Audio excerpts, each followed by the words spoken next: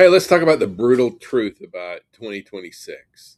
So, my name's Alan Richardson. I'm the managing broker here at Maximum One Realtor Partners. And I'm just going to be like, it's time to be real honest with you. I'm just going to be really direct here. 2026 for real estate professionals, 2026 is going to be one of two things. It's either going to be the best year of your career, or it's going to be a year where you figure that maybe real estate's not for you. Like, the time for middle ground is not great. I don't mean that you can't get in and start and build your business, that kind of stuff. But what I'm saying is the time for passive, inactive, that kind of stuff is not here anymore. If you're an agent that's waiting for the market to get better, don't. If you're waiting on Zillow leads to improve, if you're waiting on people to give you business, these kind of things, this is not going to be a great year for you. We have too many people that are waiting, and their entire business is regulated by what the market is doing. And if that's you, I'm like, I hate to break it to you, but when you leave your business to the market doesn't care about your business, right?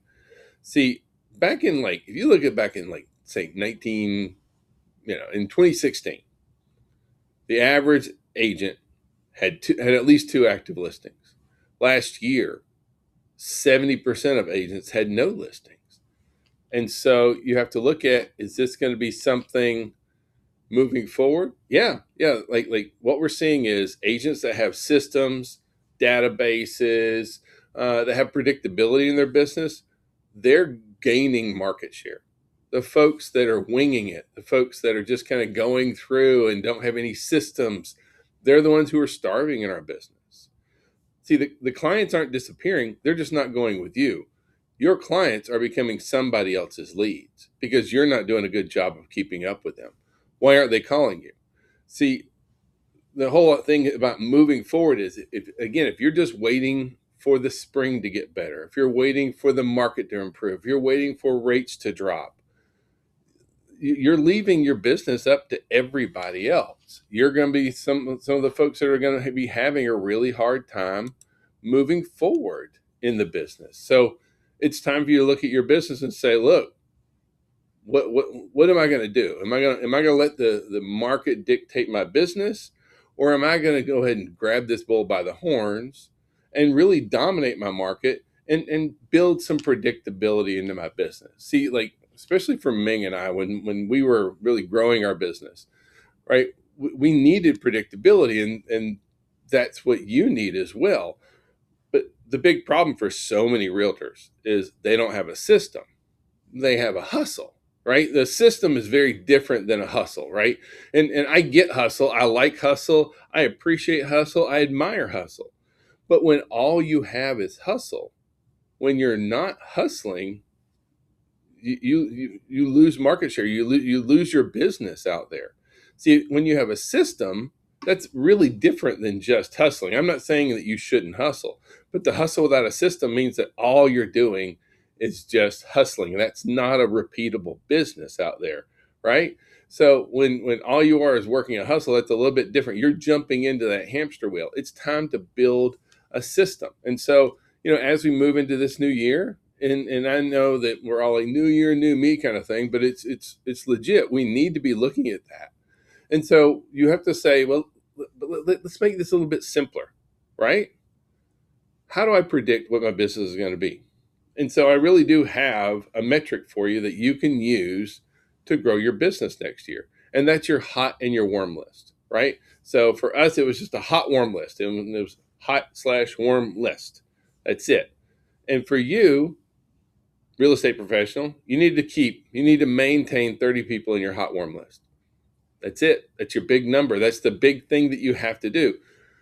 For Ming and I, when we maintained 30 people in our hot and warm list, we dominated our market. We would be keeping 1 to 2 active listings at all given times, that kind of stuff. And that's how we factored in predictability into our business, was when we kept our hot and warm list going, the rest of our business flowed ahead, right? And so it wasn't just about luck. It wasn't about working hard. Yes, those are important pieces. Maybe not so much luck as hard work. Hard work makes luck. But like, you have to understand that you got to have some systems and some things that you're doing to build in uh, predictability.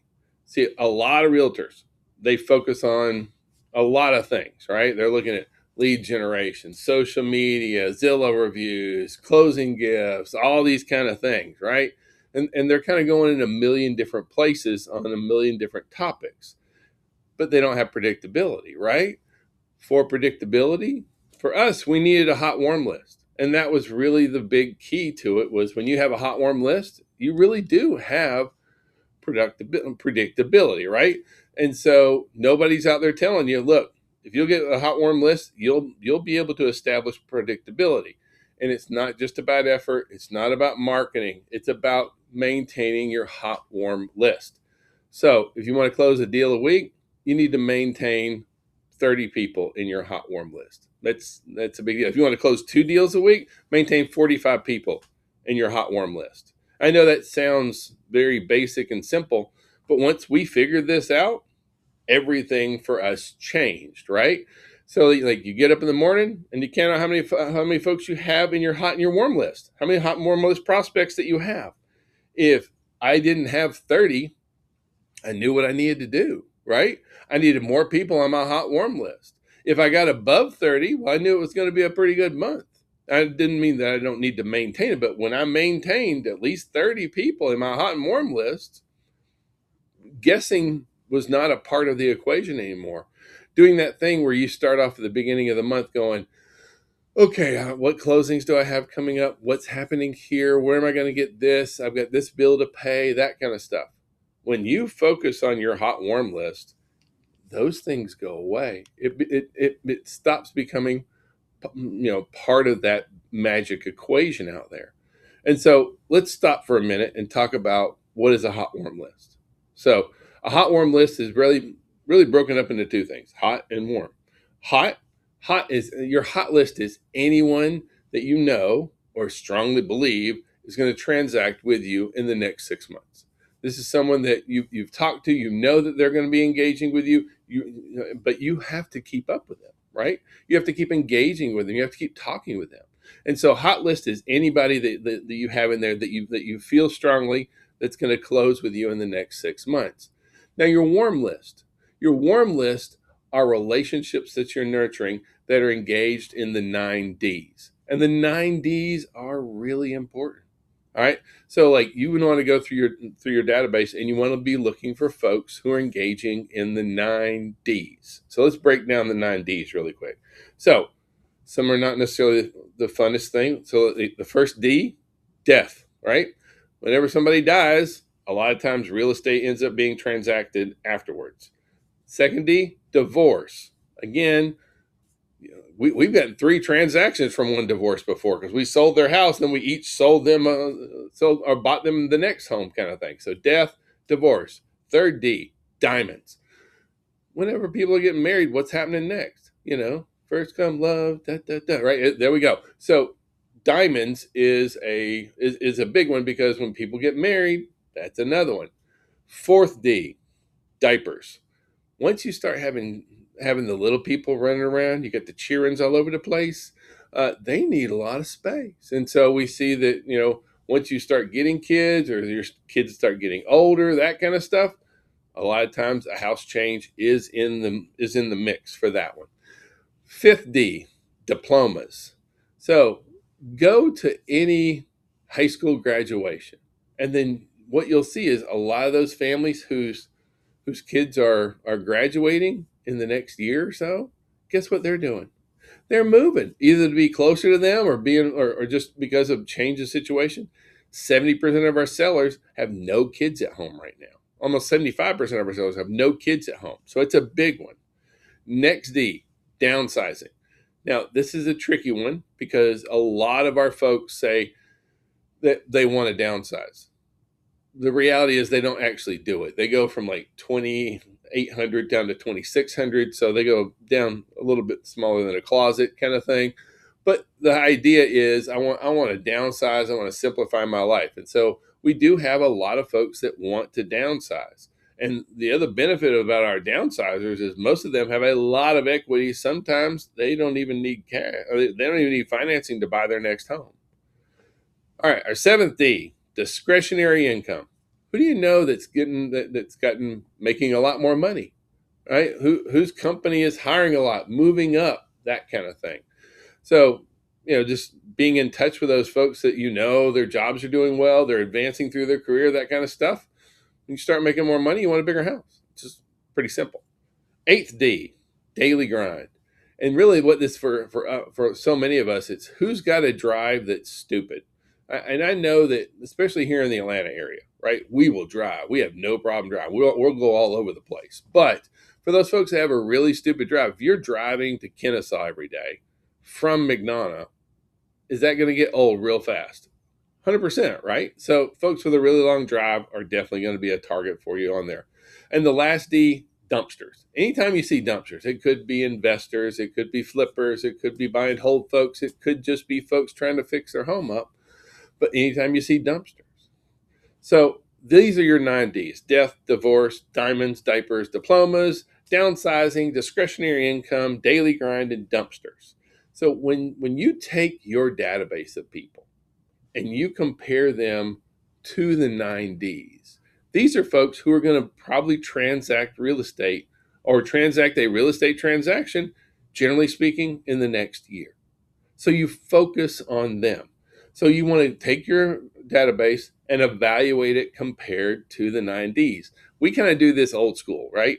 Like print out your database. Every time somebody has one of the 9 Ds, give it a little check, that kind of stuff. People with more checks, guess who you need to talk to more? Those folks. Those are the relationships you need to maintain. Now start tracking those numbers. Keep up with how many of those people that you not, and it's one thing to have them on a list. It's another thing to actually talk to these folks, to engage with them, to be their go-to realtor when the time is right. Now, you know that these are the folks who are most likely to buy and sell. You've got your hot list and you've got your warm list. Take that warm list and start engaging with them. When you can maintain 30 people, 30 relationships, people that when you call, they don't go, "Who's this? What's your name?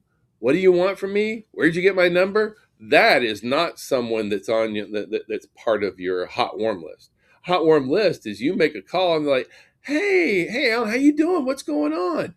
That's what you're looking for. You need to have those type of relationships, because those type of relationships, by the way, are not about selling. Those type of relationships are just about that. They're about relationships. But once you have that relationships, once you build trust, the number one reason why someone uses a real estate professional is trust. And here we are all the time in the real estate industry going around selling, selling, selling. All we need to work on is trust, because when people trust us, they trust us for a real estate transaction as well. And that's what's really important for us building our business is trust. So focus on this hot warm list. Track your hot warm list. Stop chasing cold leads. Stop calling all these people. Stop harassing folks and getting sales pitches and all this kind of stuff. What you need to be focusing on for the vast majority of us is focusing on these relationships. If you'll focus on relationships and tracking those relationships, you are going to build your business. Look, you need to understand some things moving forward into 2026. Right now, pent-up demand is out there. We have a lot of demand. There's a great opportunity moving into next year. We have a lot of agents that are starting to exit the business right now. Right. And so like the folks who have just kind of given up, we have more people getting out of the business right now than we've had getting into it. Right. And we're also going to be heading into more transactions than we've had in the last several years.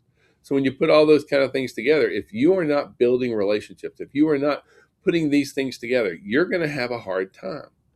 Please, I beg of you, focus on your hot and your warm list. Start tracking how many people that you actually have a relationship with, that you know, that you've talked to, and that you're continuing to talk to, at least on a monthly basis. But the more you can talk to them, the more transactions you're going to go. If you get below 30, what do? You start talking to more folks until you have 30 people back on that hot and warm list. Do this, and your business for next year is going to blow up. Good luck. If I can be of any assistance, please holler at me. Bye, guys.